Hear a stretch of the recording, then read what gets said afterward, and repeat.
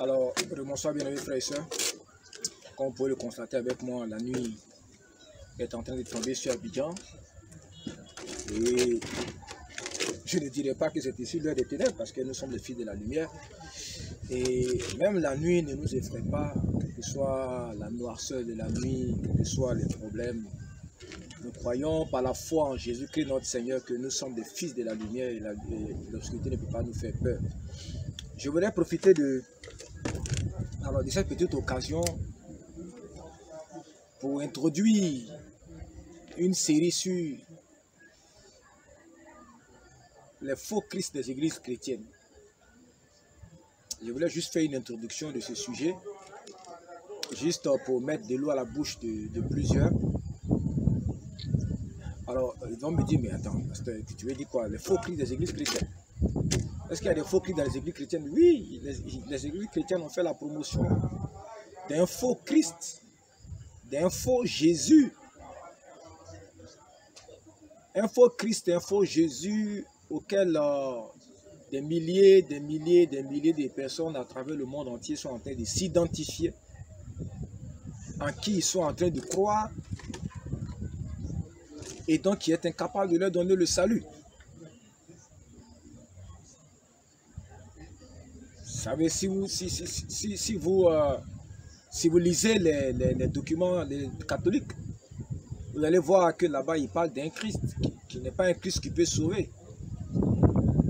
Un Christ qui est dans les mains de sa maman.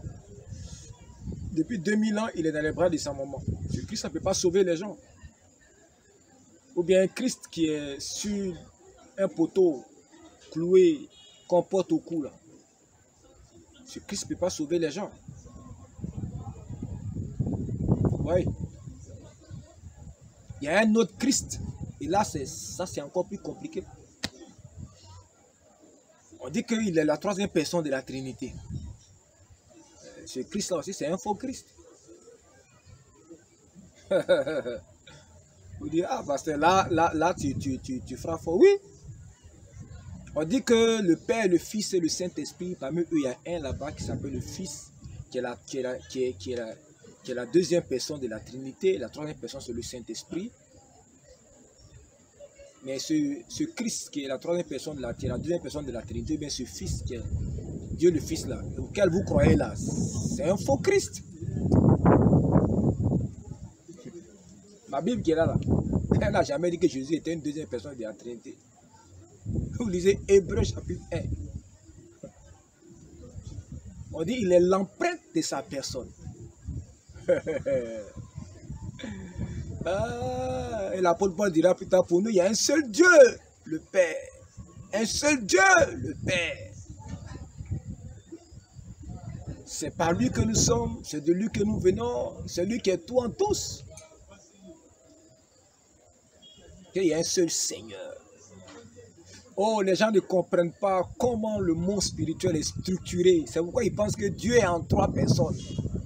Ah, si Dieu est en trois personnes, alors dis-moi, Melchizedek, c'était qui alors? Parce que la Bible dit qu'il n'a ni commencement ni fin. Et qu'il est rendu semblable au Fils de Dieu. Ça veut dire qu'il n'est pas le Fils de Dieu, il est rendu semblable au Fils de Dieu. Donc Melchizedek c'est qui? Donc il y a Dieu le Père, Dieu le Fils, Dieu le Saint, et puis il y a Dieu Melchizedek, puisqu'on dit qu'il n'a ni commencement ni fin. Dieu c'était qui? Vous ne pouvez pas dire que c'est le Père, puisqu'on dit qu'il a été rendu semblable à. Puisque Jésus-Christ lui-même, quand il est mort, il est allé dans, il est devenu grand souverain, c'est-à-dire selon l'ordre de Melchizedek. Donc, ce Christ trinitaire-là, c'est un faux Christ.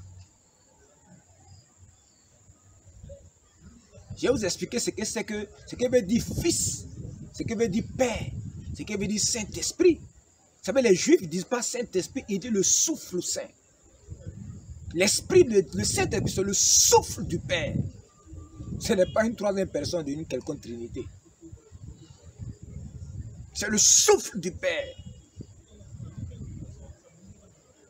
C'est quelque chose qui a été insufflé de lui et qui remplit le monde, qui exerce sa volonté. Ça, ce sont les faux Christ aussi. On va en parler. Dans cette série, on parlera aussi des faux Christ, des faux coins, des faux prophètes. Par exemple, tout récemment, il y a eu un incident sur les médias lorsque le pasteur Mohamed Sanogo, quelqu'un pour qui j'ai beaucoup de respect, une grande considération, mais qui souvent a une fausse théologie. Moi, mon grand frère qui est pasteur, il connaît Mohamed Sanogo depuis le collège Baudin de Gagnon. Et j'ai eu la grâce par le canal du révérend Kwame Félix d'approcher cet homme que je connais. Quelqu'un qui aime Dieu de tout son cœur. Qui depuis le collège, mon grand frère disait comme ça qu'en midi et deux, il évangélisait, il distribuait les tracts, les traités. Donc je lui rends témoignage que c'est un véritable serviteur de Dieu, quelqu'un qui aime Dieu de tout son cœur. Et vous savez, on dit les mauvaises compagnies courront les bonnes mœurs. Et il a enseigné qu'il y a une différence entre Jésus et le Christ. Bon, après, plusieurs serviteurs de Dieu, parmi lesquels j'ai reconnu le pasteur Zando Marc, que je le connais à distance. Mais ce que le pasteur Mohamed Sanogo a enseigné, hein, il ne l'a pas inventé. C'est la théologie du pasteur Mamadou Karambiri. Et j'aurai l'occasion dans cette série-là de vous montrer les vidéos. Le pasteur Karambiri, lui, parle de Jésus-Christ Emmanuel qui serait homme et d'un Jésus-Christ qui serait esprit, ainsi de suite. Les gens ne comprennent pas le mystère de Christ. Et plusieurs pensent que Jésus, il est devenu Christ à sa naissance ou bien Christ après sa mort. Non. Je vais vous montrer par A plus B avec les Écritures. Depuis l'Ancien Testament, au Nouveau Testament, et puis monter des livres apocryphes, tels que le livre d'Enoch, où déjà on parlait de Jésus, de l'élu. Ou alors, je vais parler, il y a un autre livre apocryphe qu'on appelle l'Ascension d'Ésaïe. Je vais vous montrer là qu'on parlait déjà de lui. Et puis ensuite, je vais vous présenter le témoignage d'un professeur d'université aux États-Unis qui a fait une expérience de rencontrer Christ. Voir Paris et mourir. Je vous parle aussi. Pour vous montrer, il faut qu'une bonne fois pour toutes, le mystère de Christ soit établi en vous. Le problème, c'est ça. Les gens, ils n'arrivent pas à comprendre le mystère de Christ. C'est pourquoi ils ne comprennent pas l'articulation entre Dieu le Père, le Fils, le Saint. Ils ne comprennent pas. Parce qu'on a une conception humaine de la divinité.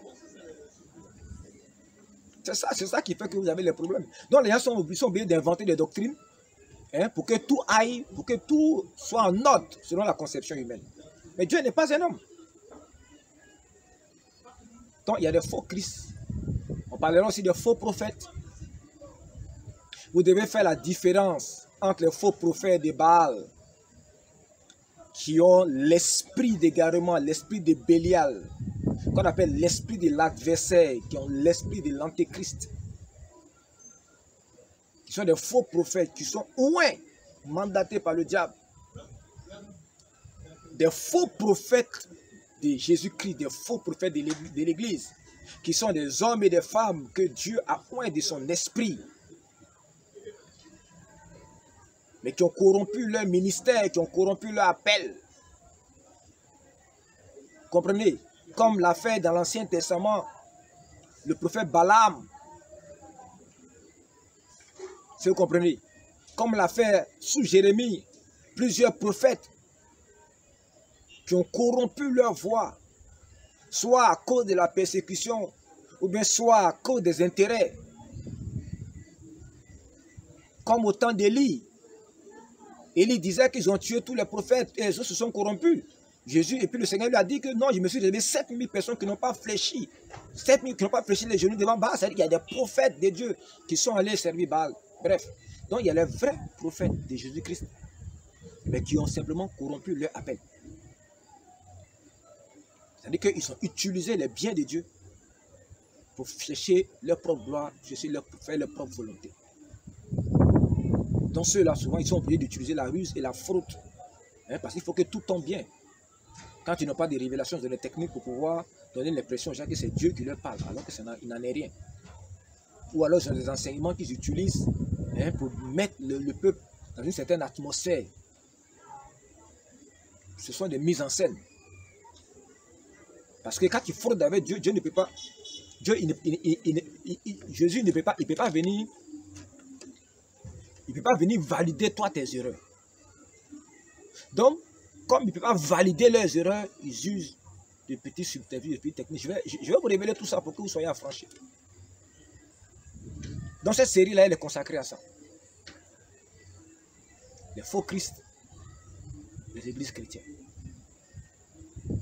Votre foi doit être assise sur la révélation entière et globale de Jésus-Christ. Ne permettez pas qu'il y ait quelque chose de faux dans votre foi. Et je dis que ce qui va tuer les chrétiens, ce sont les convenances humaines. Non, c'est mon pasteur, non, c'est mon père spirituel, non, celui qui a prié pour moi, non, celui qui a prié, puis j'ai eu ce miracle-là. C'est vrai. Mais c'est ton âme qui est en jeu, mon cher ami. Jésus a dit, que donnerait un homme en échange de son âme? Qu'est-ce que tu es prêt à sacrifier pour ton âme? C'est pourquoi moi j'ai beaucoup d'amis pasteurs, j'ai beaucoup d'amis, j'ai beaucoup de respect pour eux. Mais il y a des choses sur lesquelles je ne suis pas prêt à faire des arrangements.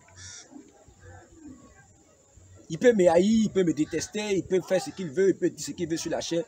Je me fiche pas mal de ce qu'il peut dire sur moi. Parce que moi je considère que je suis un être extrêmement important. Je suis un être d'une très grande valeur, d'une très grande importance. Je suis unique sous le soleil. Dans la création, je suis unique. Vous savez pourquoi? Parce que j'ai goûté le sang d'un Dieu. Mon salut a coûté le sang du Fils de Dieu. De celui qui est le grand roi, le grand monarque du royaume des cieux. Celui dont la gloire remplit la montagne de Sion. Le grand roi de l'éternité. Que les anges n'osent même pas regarder que voit en face. Mon salut a coûté le sang de cette tête, l'être le plus glorieux de la terre. Donc tu ne peux pas venir me prendre comme ça fait rien. Je suis désolé. Je suis désolé. Et malheureusement, beaucoup de chrétiens n'ont pas cette connaissance-là. Parce que quelqu'un a prié pour eux, ils ont eu un miracle. Quelqu'un a prié pour les guérisons. Et quand il voit que cette personne est dans l'erreur, il suit cette personne dans l'erreur comme un mouton. Parce que la personne là, lui a prié pour toi, la personne là, a fait telle chose pour toi. Je vais te délivrer. La personne a soigné ton corps. Elle a prié et Dieu a guéri ton corps. Mais pour ce qui concerne ton âme, c'est toi qui es responsable de ton âme. Tu dois savoir à quoi tu t'attaches quand tu suis un homme de Dieu.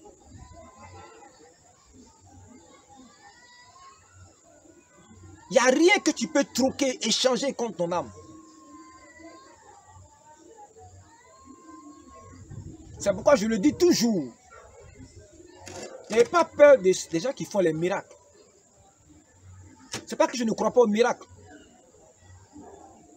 Je crois au miracle parce que j'ai travaillé au département de l'évangélisation à l'église baptiste Vraie Mission. Et on a fait des programmes d'évangélisation avec les pasteurs Adia Julien, Yahoo Roger, le révérend Kwame Félix, Youssouf Kamara. Et tous ces gens-là, on a vu des miracles. Et je crois en l'importance du miracle quand on va porter l'évangile aux païens parce qu'ils ne connaissent que ça. Je ne crois pas que c'est le miracle qui va diriger la vie d'un chrétien. Quand on arrive dans l'église, les miracles ne comptent plus. Ce n'est pas le miracle qui accrédite un homme de Dieu. Je le dis toujours. Faire des miracles, ça ne signifie absolument rien. Tu as dit, mais pasteur, Jésus a dit, même si vous ne croyez pas que je suis le Fils de Dieu, croyez au moins à cause de mes œuvres, croyez au moins à cause de mes miracles. Faites très attention, mes chers amis. Moi, je suis un docteur de la parole de Dieu. Donc, me prendre à défaut sur les Écritures, il faut se lever très tôt. C'est que Jésus a dit là. Jésus ne voulait pas dire qu'il cherchait qu'on l'accrédite. On l'accrédite en tant que fils de Dieu par ses miracles. Il a dit aux pharisiens qu'une génération d'adultères et d'imposteurs, de méchants, ils demandent des miracles. Je ne vous donnerai qu'un seul miracle, celui de Jonas. Si Jésus voulait se faire accréditer par les miracles, il allait faire les miracles devant ceux qui le contestaient. Mais comme le disait la Bible, Jésus n'a jamais fait des miracles devant ceux qui contestaient sa divinité et puis sa messianité. Jamais. Il a fait les miracles pour guérir les gens par amour et par compassion. Le ministère de guérison de Jésus, c'était un ministère de compassion. Chers amis, c'était un ministère de compassion. La Bible dit, quand il regardait le peuple, il le voyait brisé par la maladie. Il était ému de compassion. Et il les guérissait. Et les gens se jetaient sur lui pour le toucher. Parce que quand il le touchait, une force sautait de son corps pour les guérir. Jésus ne s'est jamais accrédité par les miracles. C'est pourquoi il n'a jamais accepté de faire des miracles devant les pharisiens et les scribes. C'est pourquoi quand il allait à Nazareth, il n'a pas fait de miracles là-bas. Vous comprenez? Si Jésus cherchait une accréditation dans le miracle, il aurait fait des miracles lorsqu'il avait été arrêté. Et la Bible dira plus tard que ces choses sont arrivées afin que s'accomplisse la parole qu'avait dit le prophète Isaïe. Il a pris nos infirmités sur lui. Il a pris nos maladies. Il les a portées dans son corps. Maintenant, je vais vous donner un enseignement. Le ministère que Jésus-Christ a exercé, avec des miracles et les guérisons. Et malgré tous ces miracles, on n'a pas cru en lui. Vous savez ce qu'est l'enseignement qui est derrière? Jésus voulait montrer par là que les miracles ne peuvent pas accréditer un prophète. C'est plutôt l'enseignement contraire que vous devez recevoir. Pourquoi? Parce qu'Ésaïe avait déjà écrit de lui. Malgré tant de miracles, les gens ne croyaient pas en lui. Lisez Ésaïe 53. Malgré tant de miracles, les gens ne croyaient pas en lui. Afin que s'accomplisse ce qu'avait dit le prophète Ésaïe. Qui a vu le bras de l'Éternel? Qui a cru en ce qui était annoncé? Le miracle n'accrédite pas un homme de Dieu. Et la vie de Jésus-Christ est un témoignage vivant que le miracle ne suffit pas. C'est pour cela que Jésus a dit, il est bon pour vous que je m'en aille. Afin que ce que Dieu a promis la vienne. C'est l'enseignement avec l'Esprit de Dieu. La puissance de Dieu est dans l'enseignement. La sémence divine dans les cœurs, c'est ça qui transforme le cœur. C'est ça qui accrédite un homme de Dieu. Quand tu écoutes son enseignement, tu es zélé pour les bonnes œuvres. La puissance de l'évangile que tu entends te transforme. Tu sens dans ton corps que tu abandonnes des choses. Tu sens dans ton corps que ton esprit est éclairé. Tu te sens restauré. Et ton amour pour le Seigneur ne fait que croître.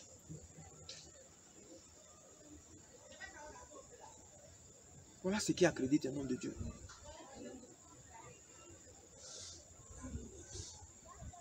Donc dans cette série, je vais vous montrer comment est-ce que les gens usent du faux et de la fraude. Ils mettent en épingle les miracles, les délivrances. Aujourd'hui, les délivrances sont devenues des spectacles dans les églises. Je suis étonné qu'on va s'asseoir pendant 4 heures de temps pour voir quelqu'un chasser les démons. Moi, j'avais 3 ans de conversion à l'église bâtie Vraie-Mission. Je chassais les démons.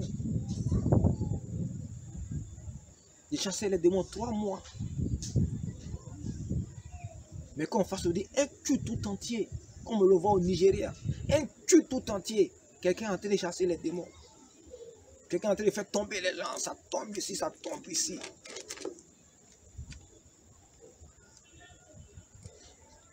Vous savez, moi je fréquente beaucoup de milieux. J'ai même des amis catholiques qui ont une fraternité. Je vais là-bas. Là-bas aussi, il y a des miracles.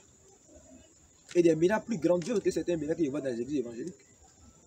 Je vais là-bas pour avoir des éléments pour venir accuser les églises évangéliques. Je vais là-bas pour préparer mon réquisitoire contre vous. Pourquoi? Parce que vous avez aujourd'hui faussé les règles du jeu. Vous avez trompé les chrétiens. Vous avez délaissé la révélation de la parole. Vous avez délaissé la vie de l'esprit. Vous avez délaissé la communion fraternelle. Vous avez délaissé les vertus de Christ. Vous avez délaissé le fruit de l'esprit. Vous avez délaissé la vie communautaire. Vous avez délaissé l'humilité. Vous avez mis en éteigne les miracles, les délivrances et les guérisons comme étant la consistance de l'évangile. Et cela a perduré sur près de 2 décennies. Aujourd'hui, tous les chrétiens pensent que quand il y a des miracles et des guérisons quelque part, ça veut dire que Dieu est là-bas. C'est la faute à l'église. À l'église de Dieu, aux églises évangéliques. Avant les catholiques, je me souviens encore autant, quand le vieux John avait commencé à faire les programmes et qu'il y avait des délivrances et les guérisons, le cardinal Yago se moquait de lui. C'était les églises guérissantes. Des églises dansantes, chantantes et des guérisons. Aujourd'hui, toutes les églises catholiques, les méthodistes, tout le monde a des mouvements charismatiques. Ce qu'il blâmait hier et dont il se moquait hier, aujourd'hui, c'est devenu aujourd'hui l'apanage de tout le monde. Parce qu'ils ont vu qu'ils peuvent prendre ça là pour garder les fidèles à l'église catholique. Pour garder les fidèles à l'église méthodiste. Et aujourd'hui, on ne sait plus qui est qui. Parce qu'on n'a pas enseigné aux gens que les miracles ne sont pas un crédit. Les miracles ne sont pas une attestation. Les miracles ne sont pas une garantie. Bien au contraire, aujourd'hui, c'est le moyen le plus habile pour tromper les gens.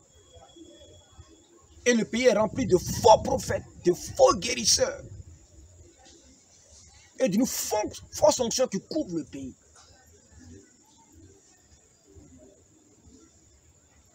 Et les gens ne sont pas capables de venir produire la lumière, les fondements scripturaires de ce qu'ils font, de ce qu'ils disent. Les gens racontent des bobards dans les messages. Ils font croire aux gens que c'est la parole de Dieu qu'ils prêchent.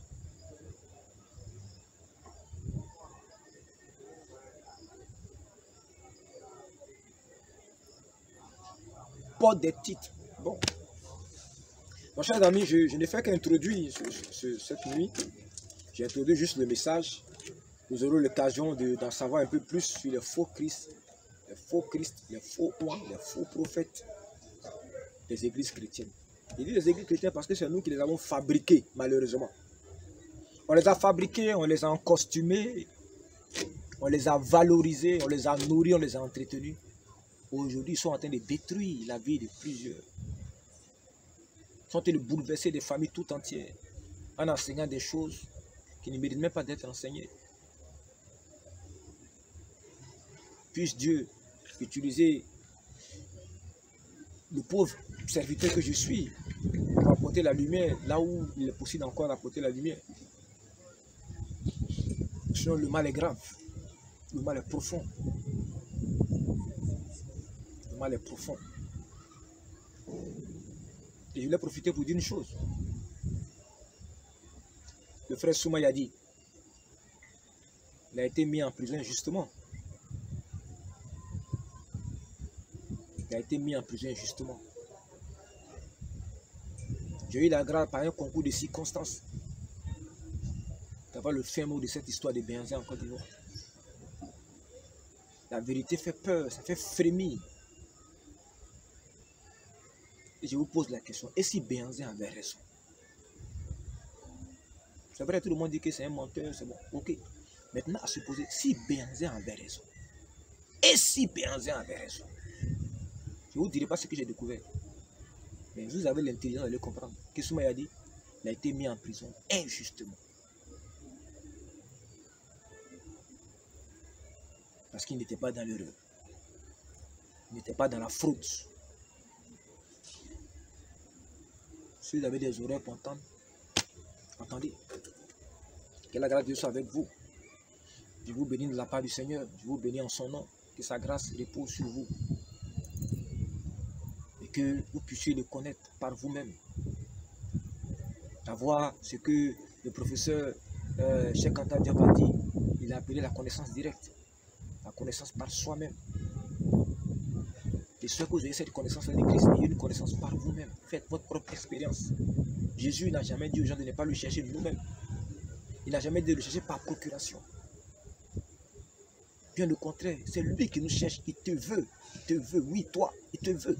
Il ne veut pas d'intermédiaire. Il n'y a pas de médiateur. C'est tout ce que je vous souhaite, chers amis, bien-aimés frères et sœurs. Ayez une connaissance directe avec ce Christ, ce Messie, Yeshua. Faites tout pour le connaître. Et il donnera la paix, la tranquillité à votre âme. Il dit, prenez mon joug sur vous, car mon joug est léger, et vous aurez le repos pour vos âmes, chers amis. Prenez le joug de Jésus, et vous allez avoir le repos pour vos âmes. Vous ne vous laisserez plus manipuler par des prophètes, embrigadés par des églises. Vous aurez le repos, la tranquillité, la sérénité. Aujourd'hui, tout le monde crie au coronavirus, mais je suis en paix, ma famille, moi, nous sommes tranquilles. Nous suivons les prescriptions du gouvernement. Il n'y a aucune peur en moi. Parce que j'ai une connaissance de ce Christ-là. Il a donné du repos à mon âme. C'est de ce repos dont la Bible parle, quand la Bible parle du sabbat. Le repos de nos âmes. Car celui qui entre dans ce sabbat, c'est le repos de ses œuvres. Oh Seigneur Jésus, aide-nous à comprendre. Aide tes enfants à comprendre. Sortir de l'aliénation de la religion. Pour avoir une expérience de vie avec toi. Jésus, aide-les. Je t'en prie, Seigneur. Je t'en prie, Seigneur. Je t'en prie, Seigneur. Aide-les. Je ne suis pas meilleur que tous ceux-là qui périssent. La grâce que tu m'as accordée, tu peux leur accorder cela au centuple. Je ne suis pas meilleur que plusieurs parmi eux sont 1000 fois mieux que moi. Ils ont plus de capacités d'aptitude que moi. Si seulement, Seigneur, tu pouvais te révéler à eux et les saisir pour qu'ils te connaissent, pour qu'ils soient affranchis des églises, affranchis des dénominations, affranchis des imposteurs, des faux Christ et des faux prophètes. Et marcher par eux-mêmes avec toi. Père, si tu peux leur accorder cela, je t'en prie, fais-le. Fais-le, je t'en prie, Seigneur. Afin qu'ils te connaissent, qu'ils te goûtent et qu'ils voient combien tu es bon. Demeurez bénis. Je vous salue au nom de Jésus-Christ.